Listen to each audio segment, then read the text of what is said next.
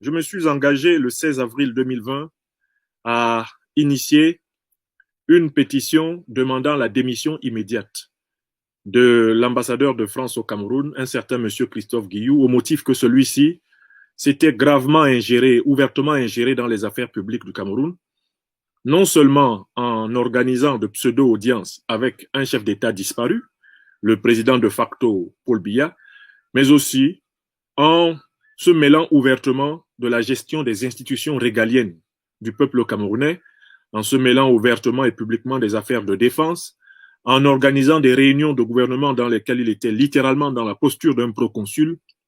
Tout le monde a vu l'activisme débordant de l'ambassadeur de la République française au Cameroun, M. Christophe Guilloux.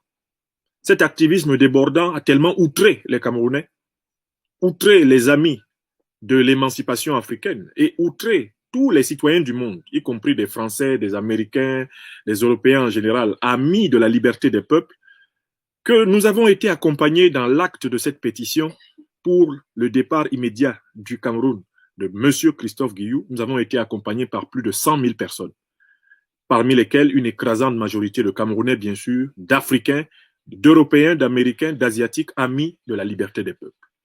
Je voudrais commencer par saluer tous ceux qui ont cru en notre appel et tous ceux qui ont vu dans cette action une portée citoyenne profonde, à savoir la décision de faire savoir, non seulement à la République française et à ses plus hautes autorités, mais également à toutes les instances des organisations internationales, que les peuples africains de ce 21e siècle ne veulent plus que la République française choisisse leurs dirigeants à leur place.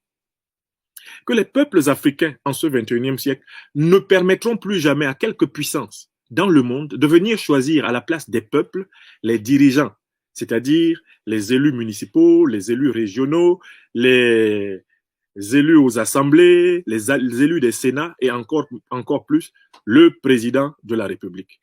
Les peuples africains de ce 21e siècle disent non. Et c'est ce non qui se traduit aujourd'hui par un non continental à tous les troisièmes mandats, un non continental à toutes les présidences à vie. C'est un non qui va, de Nouakchott à Dakar, de Dakar à Abidjan, d'Abidjan à Conakry, de Conakry à Lomé, de Lomé à Niamey, de Niamey à Abuja, d'Abuja à Bissau, de Bissau à Freetown, de Freetown de Freetown à N'Djamena, de N'Djamena à Yaoundé, de Yaoundé à Libreville, de Libreville à Bangui, de Bangui à Brazzaville, de Brazzaville à Kinshasa. Toute l'Afrique, l'Afrique des peuples, j'entends, dit non aux présidences à vie à la tête de nos républiques et elle dit non au troisième mandat. Convaincu de la justesse de cette cause, pas seulement pour le peuple camerounais, mais pour tous les peuples africains, en lutte pour leur véritable indépendance structurelle, en lutte pour le passage de l'indépendance de bouche, ce qu'on a appelé l'indépendance formelle, vers l'indépendance réelle, c'est-à-dire l'indépendance de contenu, nous avons initié une pétition, dont certains se moquèrent au début, quand elle n'avait que 300 signataires. Elle est montée sur la version Internet à plus de 50 000 signataires et sur la version qui avait été organisée par nos téléphones, elle a fait pratiquement autant, voire un peu plus, en tout cas débordant au total plus de 100 000 signataires. Donc pratiquement 85% de citoyens du Cameroun, de l'intérieur et de l'extérieur et le reste composé d'Africains et d'amis de l'Afrique. Donc des Européens, des Américains, des Asiatiques ont signé cette pétition. Nous en avons les listes qui témoignent d'une volonté de dire stop à la politique de la France-Afrique basée au Cameroun. Stop à cette politique. Cette pétition a d'abord été adressée au président de la République française, Emmanuel Macron, qui l'a réceptionné, a accusé réception. Le courrier est disponible. La réaction de la présidence de la République française et du ministère français des Affaires étrangères, tout comme de la primature de la République française, a été d'accuser réception de cette pétition, mais en même temps de l'ignorer dans une première phase. Cette pétition devenant un acte populaire, un acte d'engouement populaire qui amenait à constater la démarche qu'avait entreprise le président élu du Cameroun, élu le 7 octobre 2018, le professeur Maurice Kamto, lequel avait dès le mois de mars appelé à constater la vacance de la présidence de la République par un courrier adressé au président de l'Assemblée nationale. Cette pétition venant à renforcer la conviction camerounaise que le pays n'était plus dirigé, même pas par son président de facto, depuis plusieurs mois, voire plusieurs années, cette pétition finit par faire mouche au point que les principaux médias français, RFI, France 24 et par la suite Le Monde, Libération, Figaro, en fassent écho. Et à ce moment-là, le gouvernement français dut réagir par la bouche de son ministre des Affaires étrangères, qui délégua rapidement quelqu'un pour menacer votre serviteur, le meneur de la pétition, et tous les plus de 100 000 pétitionnaires en disant qu'il s'agissait d'outrage contre l'ambassadeur de la République française au Cameroun et que cela était intolérable et que cet ambassadeur avait effectivement rencontré un certain monsieur Biya le 16 avril 2020. Ceci ne passa pas, d'autant plus qu'une bonne partie de la presse française avait depuis lors basculé dans le doute, dans le scepticisme. C'est ainsi que Le Monde publiait le 1er mai 2020 un article disant que la presse française n'avait aucune preuve de l'existence de M. Biya à la tête de l'État et que celui-ci avait définitivement disparu de tous les radars au minimum depuis le mois de mars 2020. L'AFP, Agence France-Presse, regroupant plus de 300 journalistes parmi les plus grands fins limiers, les plus grands enquêteurs du monde, publiait quelque temps avant une dépêche disant que M. Biya avait disparu de tous les radars depuis au moins le mois de mars 2020.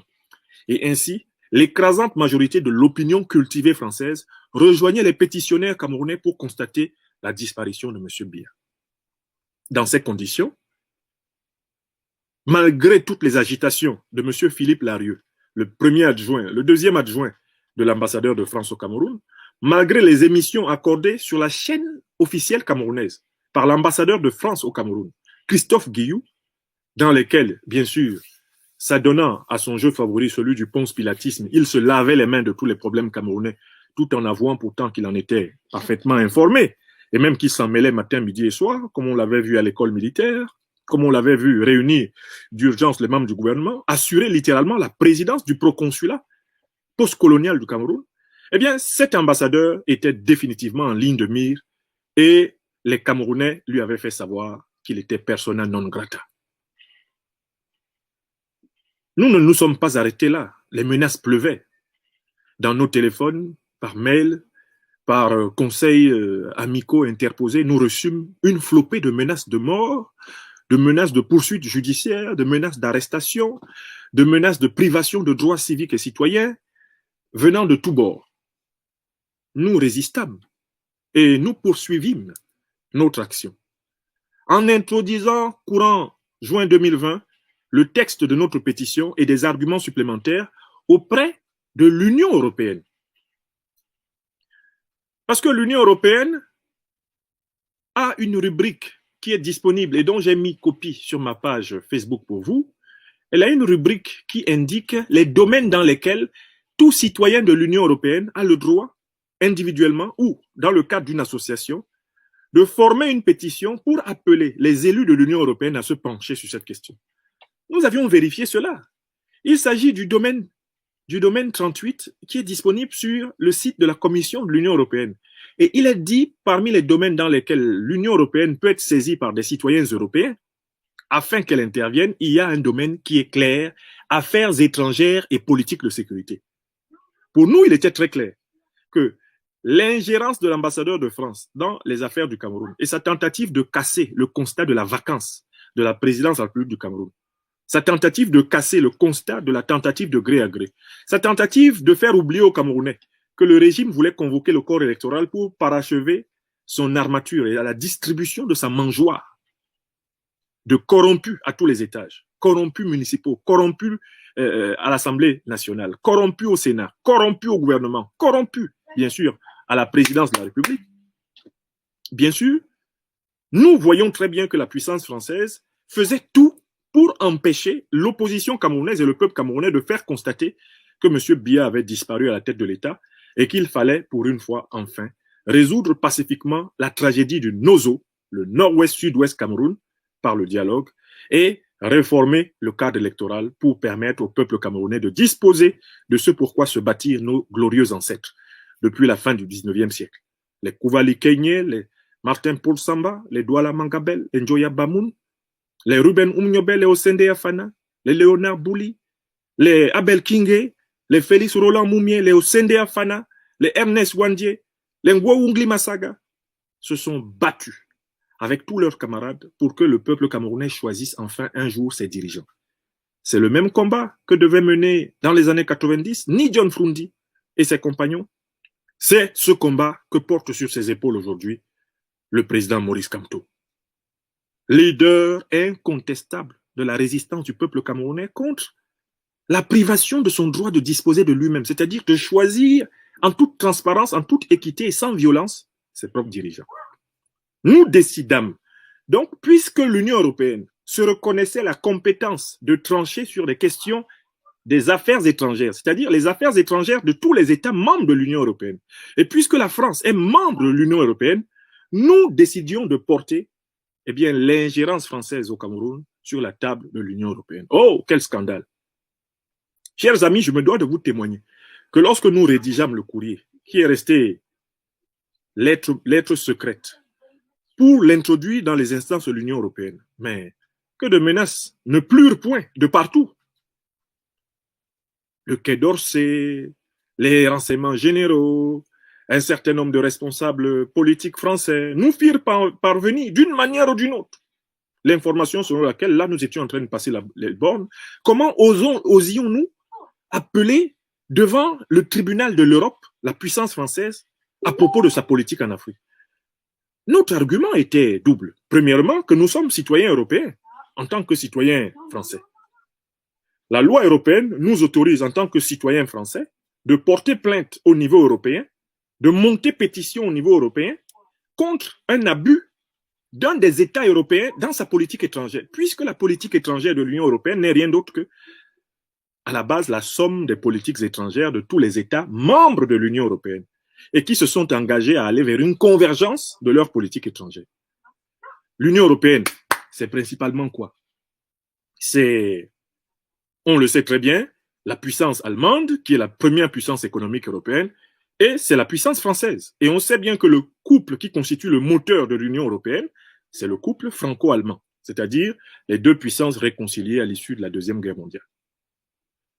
Donc, la politique étrangère des deux principales puissances de l'Union européenne, notamment depuis le retrait par le Brexit du Royaume-Uni, la politique étrangère de l'Union européenne est par définition la politique étrangère de l'Allemagne et de la France. Quoi de plus normal que de demander donc à l'ensemble des États européens de se pencher sur ce que fait la puissance française en Afrique? Nous nous fondions donc sur le droit européen des peuples et le droit européen des citoyens pour nous exprimer. Et, malgré toutes les menaces,